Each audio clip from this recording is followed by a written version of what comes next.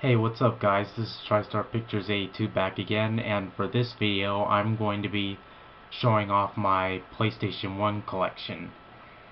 As you can see, here's my PS1, which is the PS1 Slim, the redesigned model of the original PlayStation model. Now, I used to own the original PlayStation model. It was my brother's model, but he gave that to me though. But yeah, I kept that system for like a few years, but until I got my PlayStation 2, I kind of gave it away because my PS2 was backwards compatible with PS1 games and all that stuff. So yeah, I have no idea why I made that move, but you know a few years ago, like maybe in 2009, I decided to run up to my retro video game store and get me a new PS1 because mainly because I miss the startup screen and all that stuff, and I miss owning a PS1. But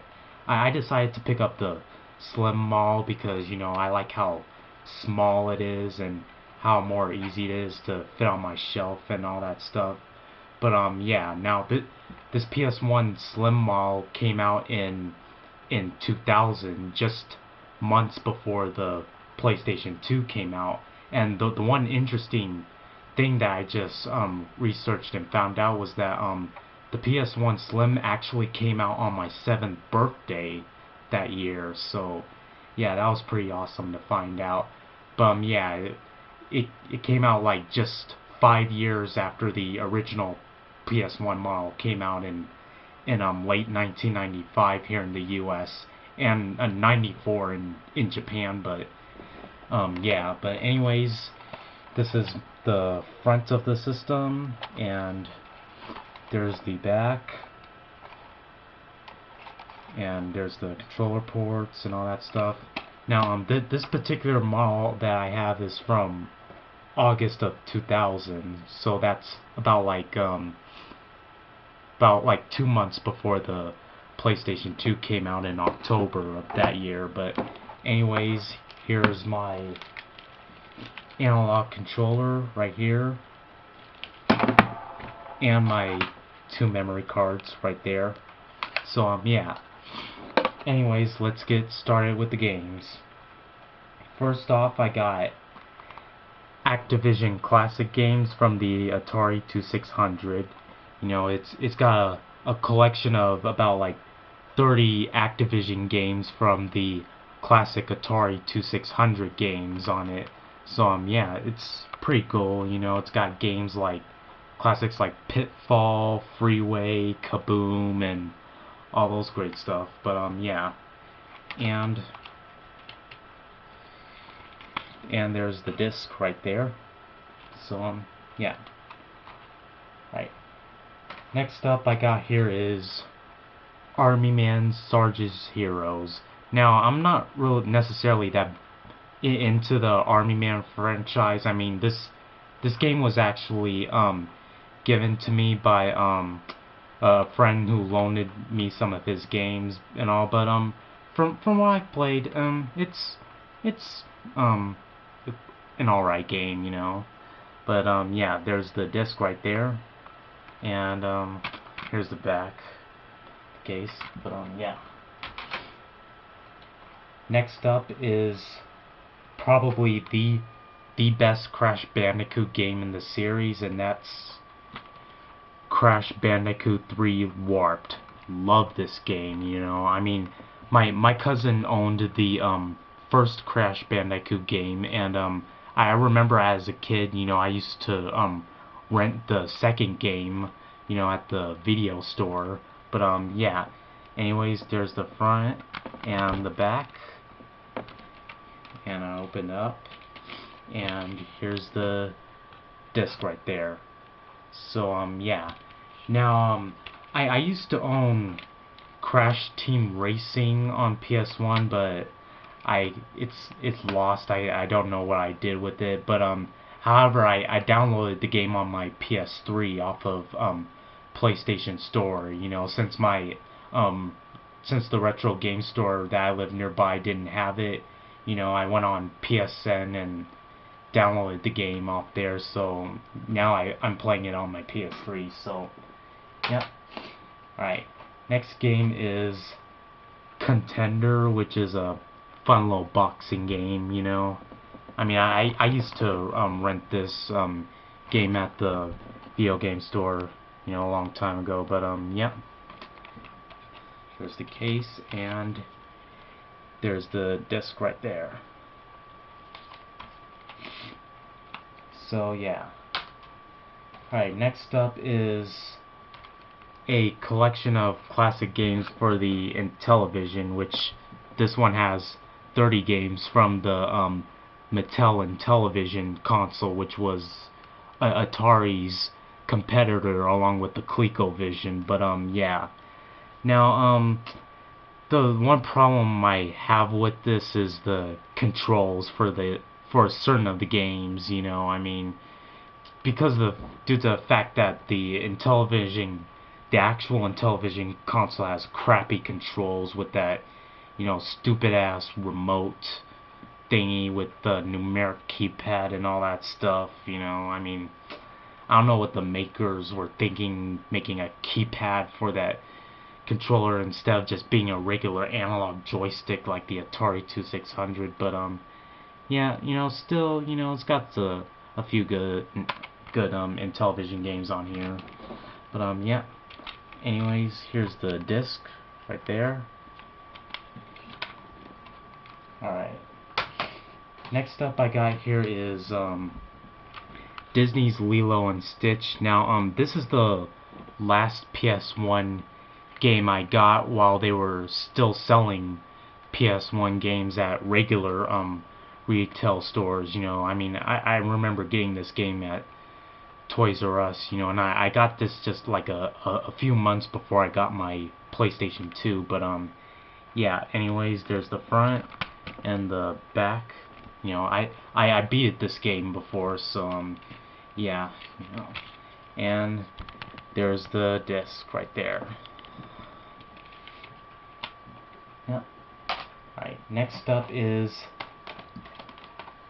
Final Fantasy VIII. Now, in my opinion, which some of you may or may not agree with me with this, but I actually like this game better than Final Fantasy VII. But yeah. Now I know that Silent Rob, when he showed off his PS1 games, he said that he actually likes this game better than Final Fantasy VII. But now I'm not saying that Final Fantasy VII was bad, because it wasn't. It was Final Fantasy VII was a pretty good game. It's just that I think I like 8 a bit more. So yeah. I mean, so sorry to disappoint any of you Final Fantasy VII fans, but yeah. I mean, I still like Final Fantasy VII. I just like this one a bit more. I mean, I like the storyline. I like the battle system and the characters and all that stuff. But yeah. Anyways, there's the front and the back, the side. Now, the one thing interesting about this particular game is that it actually comes in 4 discs instead of 2. So yeah, I'm gonna go ahead and show them off. Like right there, that's disc 1.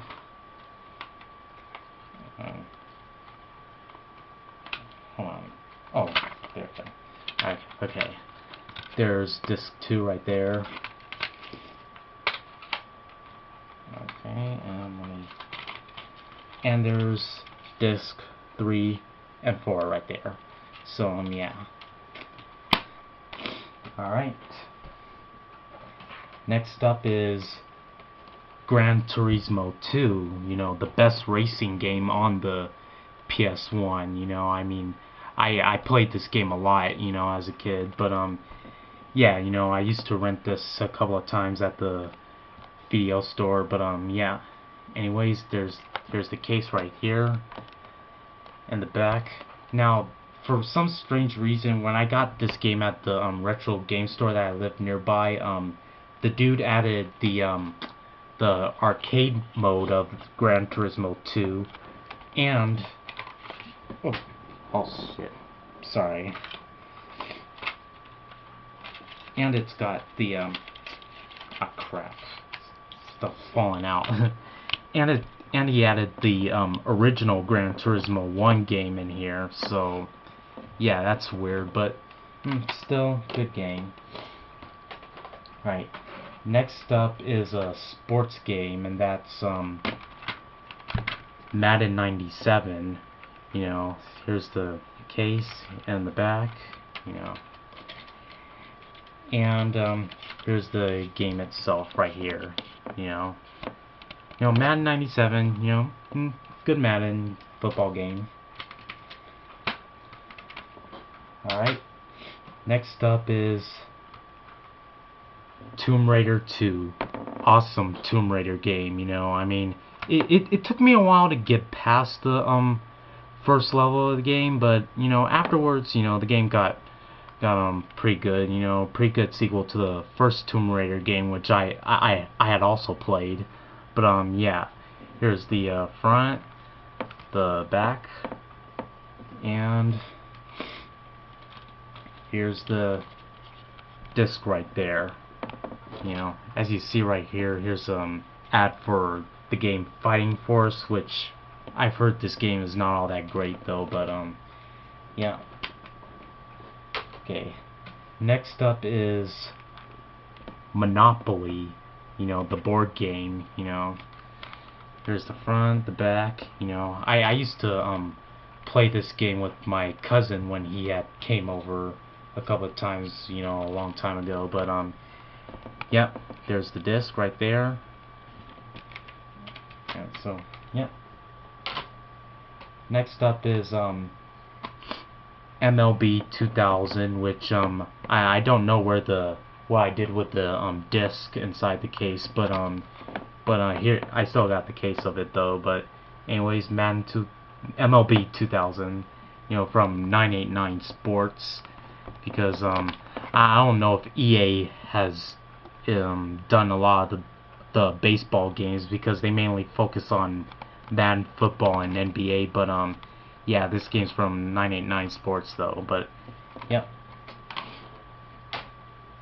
Alright, next up is Mortal Kombat Mythology Sub-Zero. I mean, this game is kind of about Sub-Zero's past before he had entered the Mortal Kombat tournament. I mean, this game isn't necessarily a tournament fighting game. I mean, you're playing as Sub-Zero, and you're going through these different levels, fighting off these enemies and all that stuff, but yeah, although I like the FMV cutscenes in this game too, as well, so yeah, pretty good game, about Sub-Zero's past a bit, but yep. And there's the disc right here. So yeah. Okay, next up is Star Wars Rebel Assault 2, which I had this game when I originally had my brother's PS1, but yeah, now Star Wars Rebel Assault 2, it's a fun game, but it's frustrating. I mean, it's kind of frustrating lots of times, but yeah. However, I recently played this game on the easiest mode, and surprisingly, for the first time, I've actually beaten this game. I mean, it had been a long time since I last played this game, so I was kind of getting back to the controlling and all that stuff, because you gotta get used to the controls in this game, because otherwise you'll end up like crashing places and all that stuff. But yeah, in the last levels, I've actually beat the levels without dying, because in the first levels of the game I died a few times and all that stuff, but yeah. However, in the last few levels that I played in this game, I got like about this close to dying. I mean, my energy bar was like very low at the time I completed a level in this game, so yeah, I mean, pure luck, I've survived through the whole level, despite being like this close to dying. So yeah. Oh, and here's the disc 2. There's disc 1 and shit. And there's disc 2 right there. So yeah. Okay. Next up is Siphon Filter, you know, which is a pretty good first-person shooter game, you know, pretty fun. You know, I like this. I played this game a couple of times, and it's, you know, pretty good. But anyways, here's the disc right here, and yeah. And next up, I also got Siphon Filter 2, which is not as good as the first game, but it's still alright, you know, despite the fact that it took me a while to get past the first level of the game where you're in that mountain and stuff. But after I got past the first level, I was pretty much, you know, alright with this game. But yeah, here's the front, there's the back, and here's the 2 discs. There's disc 1 of the game, and here's disc 2. So yeah. Next up I got here is Tekken 1. You know, Tekken's a great fighting game and all that stuff. You know, I still need to get Tekken 2 because, you know, I played Tekken 2 lots of times when I was a kid, and I enjoyed that game a lot. But yeah, here's the back, and there's the disc right there. So yeah. And the last game I have here is the James Bond Tomorrow Never Dies. You know, in which Tomorrow Never Dies is Pierce Brosnan's second James Bond film after GoldenEye. You know, now I already own GoldenEye for the N64, which that game is an N64 exclusive, and this game, Tomorrow Never Dies, is a PS1 exclusive. And then the next game, The World Is Not Enough, was released on both systems and all that stuff. But yeah, Tomorrow Never Dies. It's an alright James Bond game. The only bad thing about it is no multiplayer. So yeah, I have no idea why they didn't add multiplayer in this game. But yeah, still it's alright. You know, I mean, it's not as good as GoldenEye, but it was okay in my opinion though. But yep, there's the disc right there. So yeah, that's pretty much it for my PlayStation 1 collection. Now if you guys want to do a video response to my video showing off your PS1 collection, you know, I appreciate that. You know, I mean, I'm now taking video responses to my videos, so if you guys want to do so, then, you know, you're welcome to do it. You know, I'll be sure to watch your video and comment on them and all that stuff. But yeah. Anyways, I hope you guys enjoyed this video, and I'll be back with some more videos later. This is TriStar Pictures 82 signing off. Peace out.